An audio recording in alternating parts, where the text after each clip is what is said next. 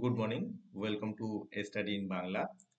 26শে September 2025 এর current affairs গুলো কি আছে চলো আমরা দেখি। তো প্রথম প্রশ্নটা যেটা আছে সেটা হচ্ছে, কোন রাজ্য সরকার উদ্ভাবন ও উদ্যোক্তা তৈরির জন্য স্থানীয় অর্থনীতি ত্বরান্বিতকারী কর্মসূচি LEAP চালু করেছে? এটা চালু করেছে হচ্ছে কর্ণাটক সরকার।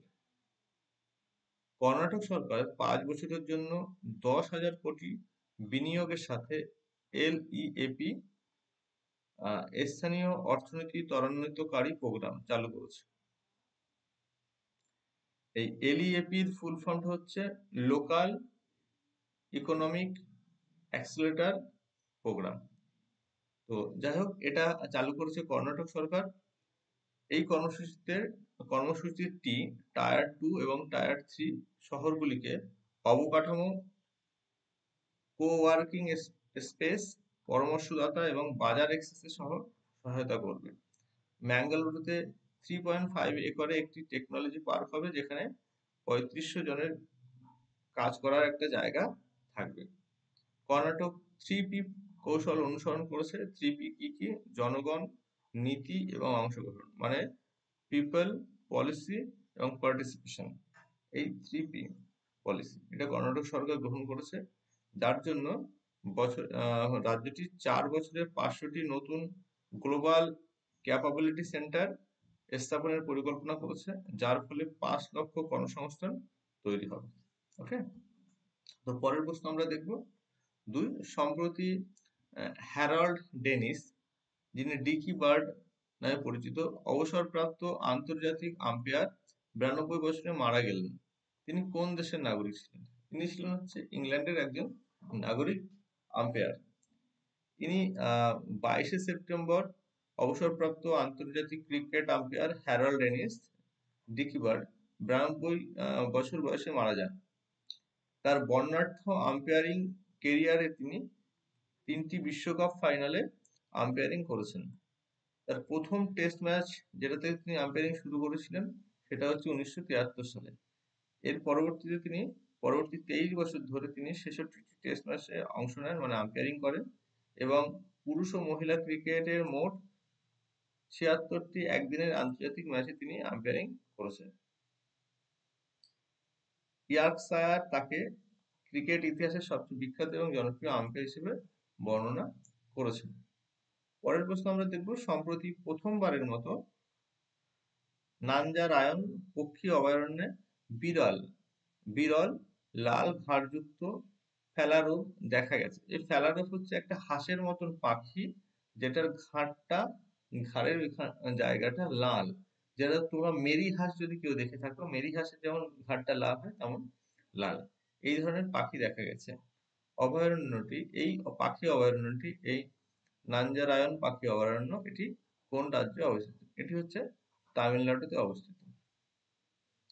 দেখো, তামিলনাড়ুর তিরুপুর তিরুপুর শহরে নাঞ্জারায়ন পাখি অভয়ারণ্যটি অবস্থিত। এখানে এই পাখিটি দেখা গেছে। ওকে, পরের প্রশ্ন আমরা দেখব 4 দাগ। সম্প্রতি ভারতীয় কৃষি গবেষণা পরিষদ কোন দেশের সাথে মৈত্রী 2 ক্রস ইনকিউবেশন প্রোগ্রাম চালু করেছে? এটা চালু করেছে ব্রাজিলের সাথে। ক্রস ইনকিউবেশন প্রোগ্রাম, যার নাম হচ্ছে মৈত্রী 2, এটা চালু করেছে কোন দেশের সাথে? ব্রাজিলের সাথে।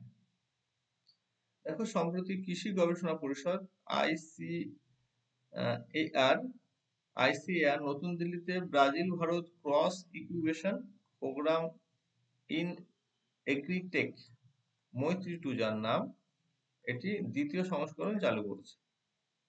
এই কর্মসূচির লক্ষ্য হচ্ছে কি? উদ্ভাবন চালিত প্রবৃদ্ধিকে উৎসাহিত করা এবং ভারতীয় ও ব্রাজিলীয় কৃষি প্রযুক্তি বাস্তুতন্ত্রের মধ্যে সহযোগিতা জোরদার করা। এটি ভারত এবং ব্রাজিলের মধ্যে 77 বছরের দীর্ঘ কৃষি অংশীদারিত্বের উপর ভিত্তি করে তৈরি এবং ব্রিক্স ও G20 এর অধীনে সহযোগিতার সাথে সামঞ্জস্যপূর্ণ একটা প্রোগ্রাম। 1996 সালে আইসিএআর 74টি পেটেন্ট থেকে বার্ষিক 1800 প্লাস পেটেন্টে উন্নত হয়েছে 5000টি লাইসেন্স চুক্তির উদ্ভাবনকে সমর্থন করে। তো এই যে মৈত্রী টু প্রোগ্রামটি, এই মৈত্রী টু প্রোগ্রাম কি হলো, যে সহ-সৃষ্টি মানে অর্গানাইজড ডিজিটাল প্রযুক্তি এবং মূল্য শৃঙ্খল উন্নয়ন এবং টেকসই কৃষি কাজের জন্য একটি দ্বিমুখী প্ল্যাটফর্ম। পরের প্রশ্ন আমরা দেখব 5 দাগ, পরবর্তী বিসিসিআই সভাপতি কে হবেন? বিসিসিআই সভাপতি হবেন মিঠুন মানহান্স। বিসিসিআই আমরা জানি ভারতীয় ক্রিকেট বোর্ড, বিসিসিআই পরবর্তী সভাপতি হবে মিঠুন মানহান্স। মিঠুন মানহান্স কি? মিঠুন মানহান্স পরবর্তী বিসিসিআই সভাপতি হতে চলেছে 45 বছরের বয়সী দিল্লির প্রাক্তন অধিনায়ক। 28শে সেপ্টেম্বর মুম্বাইয়ের বিসিসিআই এর বার্ষিক সাধারণ সভায় বিনা প্রতিদ্বন্দ্বিতায় নির্বাচিত হতে চলেছেন। মিঠুন মানহান্স একজন প্রাক্তন ভারতীয় ঘরোয়া ক্রিকেটার, যিনি তার দীর্ঘ এবং সফল ক্যারিয়ারের জন্য পরিচিত। জম্মু ও কাশ্মীরের জন্মগ্রহণকারী তিনি তার বেশিরভাগ ক্রিকেট দিল্লির হয়ে খেলেছেন। তিনি একজন নির্ভরযোগ্য মিডল অর্ডার ব্যাটসম্যান ছিলেন এবং রঞ্জিতে ট্রফিতে দিল্লির অধিনায়কত্ব করেছেন। পরের প্রশ্ন আমরা দেখব যে নতুন দিল্লি ওয়ার্ল্ড ফুড ইন্ডিয়া 2025 এ কোন দেশ অংশীদার হিসাবে থাকবে? এটা অংশীদার হিসাবে থাকবে হচ্ছে নিউজিল্যান্ড এবং সৌদি আরব। ওকে, তো দেখো ভারতে 25 থেকে 28শে সেপ্টেম্বর 2025 পর্যন্ত নিউ দিল্লির ভারত মণ্ডপমে ওয়ার্ল্ড ফুড ইন্ডিয়া এর চতুর্থ সংস্কার আয়োজিত হতে চলেছে। খাদ্য প্রক্রিয়াকরণ শিল্প মন্ত্রণালয় এই মর্যাদাপূর্ণ বৈশ্বিক শীর্ষ সম্মেলনের আয়োজন করেছে, যার লক্ষ্য হলো বিশ্বব্যাপী বিনিয়োগ আকর্ষণ করা, ভারতের খাদ্য বৈচিত্র্য প্রদর্শন করা এবং টেকসই খাদ্য ব্যবস্থায় দেশকে বিশ্ব নেতা হিসাবে স্থান দেওয়া। বৃহস্পতিবার প্রধানমন্ত্রী নরেন্দ্র মোদী এই অনুষ্ঠানের উদ্বোধন করেন, যা ভারতকে বিশ্ব খাদ্য ঝুড়ি হিসাবে তুলে ধরার জন্য জাতীয় নেতৃত্বের প্রতিশ্রুতির উপর জোর দেবে। দেখো মূল পয়েন্টগুলো একটু দেখে নিই আমরা। কি বলছে, ওয়ার্ল্ড ফুড ইন্ডিয়া 2025 কত তারিখ অনুষ্ঠিত হলো? 25 থেকে 27 সেপ্টেম্বর দিল্লির ভারত মণ্ডপমে অনুষ্ঠিত হলো। উদ্বোধন করেছেন কে? প্রধানমন্ত্রী নরেন্দ্র মোদী। খাদ্য প্রক্রিয়াকরণ শিল্প মন্ত্রণালয় দ্বারা এটি আয়োজিত হয়েছে। অংশীদার দেশ হিসেবে ছিলেন কারা, থাকবেন বা আছেন কারা? এটা হচ্ছে নিউজিল্যান্ড এবং সৌদি আরব। এছাড়া ফোকাস দেশ, অন্যান্য অবজারভার দেশ যেগুলো আছে, অবজারভার কান্ট্রি, তারা হচ্ছে রাশিয়া, সংযুক্ত আরব আমিরাত, জাপান এবং ভিয়েতনাম। পরবর্তী প্রশ্ন দেখবো আমরা, বুরকিনা ফাসো, মালি এবং নাইজার নিম্নলিখিত কোন সংস্থা থেকে তাদের সদস্যপদ প্রত্যাহার করছে? এটা করছে হচ্ছে আন্তর্জাতিক অপরাধ আদালত থেকে, যেটাকে আমরা আইসিসি বলে থাকি।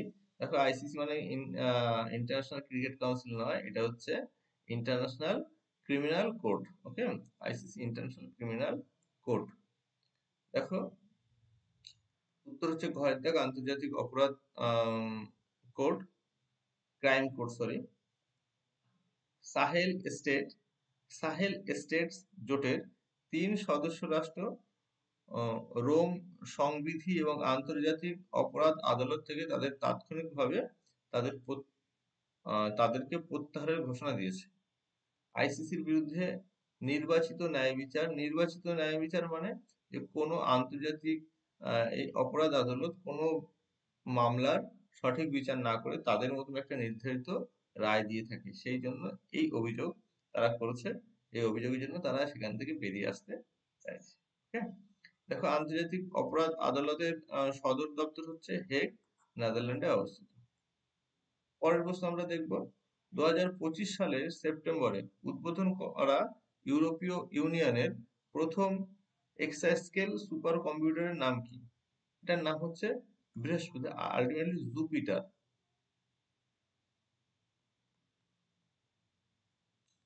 এটার নাম হচ্ছে জুপিটার, কম্পিউটারটার নাম, সুপার কম্পিউটার নাম হচ্ছে জুপিটার।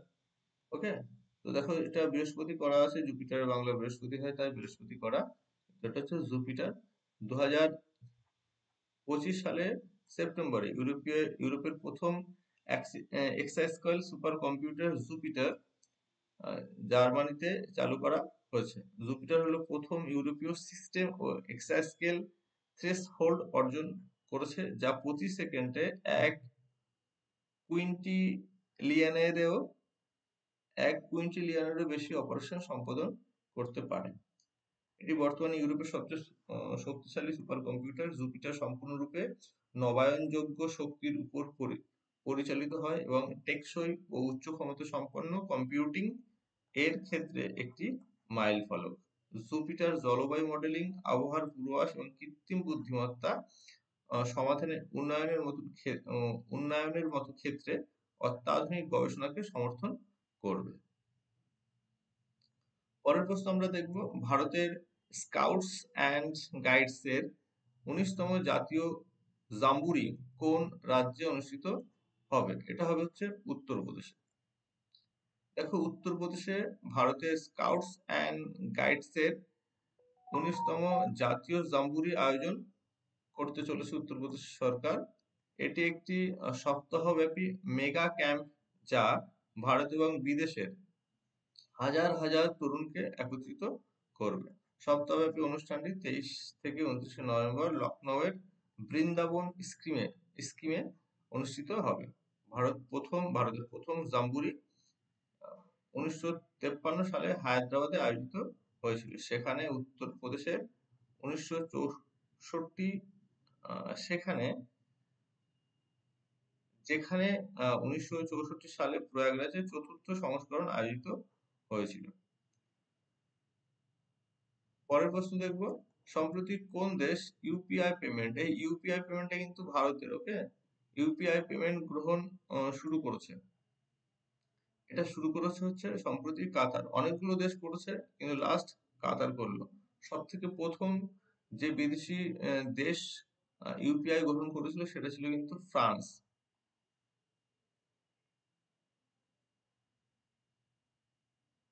ফ্রান্সে কিন্তু ইউপিআই চলে এবং এরাই প্রথম বিদেশি যারা অন্য দেশ যারা ইউপিআইটা গ্রহণ করেছে।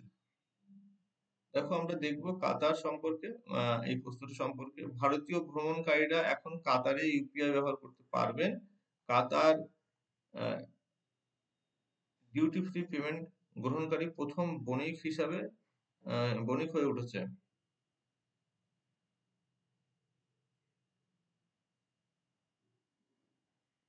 ভারতের অত্যন্ত সফল ইউনিফাইড পেমেন্ট ইন্টারফেস ইউপিআই বাস্তবায়নকারী প্রথম আফ্রিকান দেশ হলো নামিবিয়া, আর ইউরোপের দেশ হলো ফ্রান্স, ওকে, মাথায় রাখবে। এবং প্রথম দেশও কিন্তু ফ্রান্স ইউপিআই ব্যবহার করে, বিদেশি দেশ। পরের প্রশ্ন, সম্প্রতি ভারত সরকার চিফ অফ ডিফেন্স স্টাফ এর চাকরির মেয়াদ বৃদ্ধি অনুমোদন করেছে। বর্তমান চিফ অফ ডিফেন্স স্টাফ কে? ইনি হচ্ছেন বর্তমান chief of defence general Anil Chauhan. মন্ত্রিসভার নিয়োগ কমিটি এসিসি প্রতিরক্ষা প্রধান সিডিএস হিসাবে অনিল চৌহান এর চাকরির জেনারেল অনিল চৌহানের চাকরির মেয়াদ বৃদ্ধির অনুমোদন দিয়েছে, যিনি ভারত সরকারের সামরিক বিষয়ক বিভাগের সচিব হিসাবে 30শে মে 2026 পর্যন্ত অথবা পরবর্তী নির্দেশ না পাওয়া পর্যন্ত দায়িত্ব পালন করবেন। প্রথম আমাদের জেনারেল বিপিন রাওয়াত 2020 সালে জানুয়ারি থেকে 21 সালের ডিসেম্বর পর্যন্ত হেলিকপ্টারে দুর্ঘটনার মৃত্যুর আগে পর্যন্ত ভারতের প্রথম সশস্ত্র বাহিনীর চিফ অফ ডিফেন্স স্টাফ হিসাবে দায়িত্ব পালন করেছেন। তাহলে প্রথম সিডিএস কে? সেটা হচ্ছে বিপিন রাওয়াত। পরের প্রশ্ন দেখবো, বিশ্ব সমুদ্র দিবস 2025 কোন তারিখে পালিত হয়? এটা হচ্ছে 25শে সেপ্টেম্বর, গতকাল পালিত হয়েছে। দেখো বিশ্ব সমুদ্র দিবস 2025 পালিত হবে বা হয় 25শে সেপ্টেম্বর। এবছরের বিশ্ব সমুদ্র দিবসের প্রতিপাদ্য মানে থিম কি ছিল? আমাদের মহাসাগর, আমাদের বাধ্যবাধকতা, আমাদের সুযোগ। Our ocean, our responsibility, our opportunity. এই সামুদ্রিক পরিবেশের এটি মানে এই সমুদ্র দিবসটি কিসের হয়? সামুদ্রিক পরিবেশের গুরুত্ব, মহাসাগর ও সমুদ্রের জীবনের উপর শিল্পের প্রভাব ও মাসের পর মাস বাড়ি থেকে দূরে থাকা নাবিকদের মঙ্গল বুঝতে সাহায্য করে। এশিয়ার বৃহত্তম রেল অপারেশন কমান্ড সেন্টার। এশিয়ার বৃহত্তম রেল অপারেশন কমান্ড সেন্টার কোন রাজ্যে উন্মোচিত হলো? এটা উন্মোচিত হলো সবরমতী জেলায়, গুজরাট রাজ্যে। ওকে, গুজরাট রাজ্যের সবরমতী জেলায় এটি এশিয়ার বৃহত্তম রেল অপারেশন কমান্ড সেন্টার উন্মোচিত বা স্থাপিত হয়েছে। সবরমতীতে এশিয়ার বৃহত্তম রেল অপারেশন কমান্ড সেন্টার চালু হওয়ার মাধ্যমে গুজরাটের রেল পরিকাঠামোতে এক বিশাল অগ্রগতি অর্জন করেছে। এই অত্যাধুনিক কেন্দ্রটি ওয়েস্টার্ন ডেডিকেটেড ফ্রাইট করিডোর তদারকি ও পরিচালনা করবে। উত্তরপ্রদেশ, হরিয়ানা, রাজস্থান, গুজরাট এবং মহারাষ্ট্রকে সংযোগকারী 1506 কিলোমিটার দীর্ঘ একটি মালবাহী রেল নেটওয়ার্ককে এটা কন্ট্রোল করবে, এই কমান্ড সেন্টারটা। পরবর্তী প্রশ্ন, বিশ্ব ফুসফুস দিবস 2025 কোন তারিখে পালন করা হয়? এটা হচ্ছে 25শে সেপ্টেম্বর। আবারও 25শে সেপ্টেম্বর পালন করা হয়। দেখো, শ্বাসযন্ত্রের স্বাস্থ্য সম্পর্কে সচেতনতা বৃদ্ধি এবং ব্যক্তিগত এবং সামাজিক দায়িত্ববোধকে উৎসাহিত করার উদ্দেশ্যে প্রতি বছর 25 সেপ্টেম্বর বিশ্ব ফুসফুস দিবস পালিত হয়। এবছরের প্রতিপাদ্য বিষয় থিম কি ছিল? সুস্থ ফুসফুস সুস্থ জীবন। ফুসফুসের যত্নের প্রচারের সম্মিলিত প্রচেষ্টা নিশ্চিত করতে সচেতনতা গুরুত্বপূর্ণ ভূমিকা পালন করে।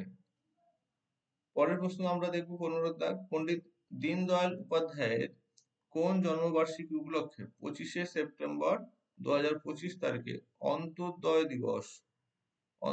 দিবস পালন করা হলো?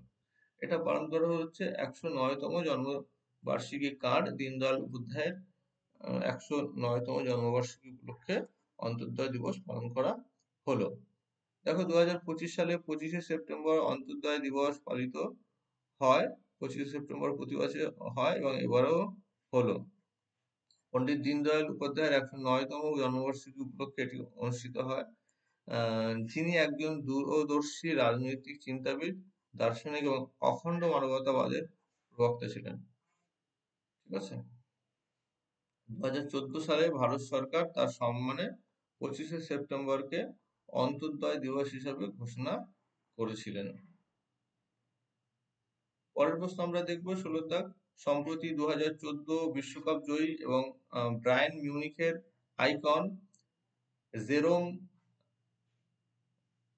বোয়াটেং 37 বছর বয়সে অবসর নিলেন। তিনি কোন খেলার সাথে যুক্ত? দেখো, আমরা এমনি বুঝতে পারছি বায়ার্ন মিউনিখ একটা ফুটবল টিম, 2014-তে বিশ্বকাপ হয়েছে ফুটবল। তো যাই হোক, এটা হচ্ছে একজন ফুটবল প্লেয়ার। জার্মানির অন্যতম বিখ্যাত ডিফেন্ডার ও বায়ার্ন মিউনিখের প্রাক্তন তারকা জেরম বোয়াটেং 37 বছর বয়সে আনুষ্ঠানিকভাবে পেশাদার ফুটবল থেকে অবসর গ্রহণ করছে। 20 সেপ্টেম্বর 2025 তারিখে তার ইনস্টাগ্রাম অ্যাকাউন্টের মাধ্যমে এই ঘোষণা দিয়েছেন, যার ফলে প্রায় 2 দশক ধরে বিস্তৃত একটি অসাধারণ ক্যারিয়ারের অবসান ঘটল। 17 দাগ, সম্প্রতি কোন সুপার টাইফুনের কারণে তাইওয়ান, হংকং, ফিলিপাইন এবং দক্ষিণ চীনে ব্যাপক বন্যা এবং অবকাঠামোগত ক্ষতি হচ্ছে? এটার নাম হচ্ছে টাইফুন রাগাসা। টাইফুন রাগাসা, যার ফলে এত ক্ষয়ক্ষতি হয়েছে তাইওয়ান, হংকং, ফিলিপিন্স, দক্ষিণ চীন সাগর জুড়ে। দেখো, সুপার টাইফুন রাগাসার কারণে তাইওয়ান, হংকং প্রভৃতি জায়গায় বন্যা হয়েছে। এই টাইফুনে 17 জন নিহত এবং 18 জন মতন আহত হয়েছে। দক্ষিণ চীন সাগরে প্রায় 2 লক্ষ মানুষকে সরিয়ে নেওয়া হয়েছে। আবহাওয়া আবহাওয়া ব্যুরো রাগাসাকে টাইফুনের রাজা বলে অভিহিত করেছেন। রাগাসা একটি ফিলিপিন শব্দ যার অর্থ আবেগপূর্ণ। ওকে, এবার তোমাদের কাছে আহ,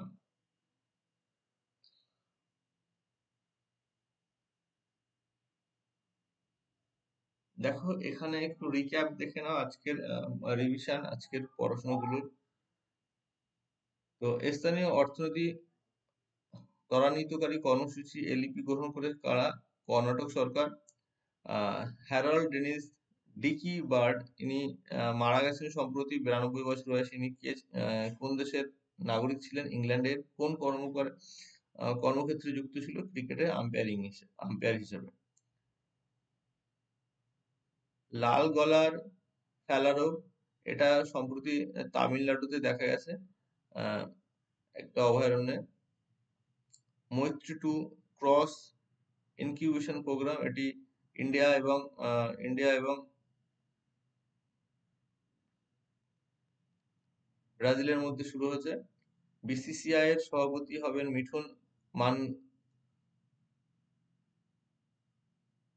মিঠুন নয়াদিল্লি। হ্যাঁ, আসছে।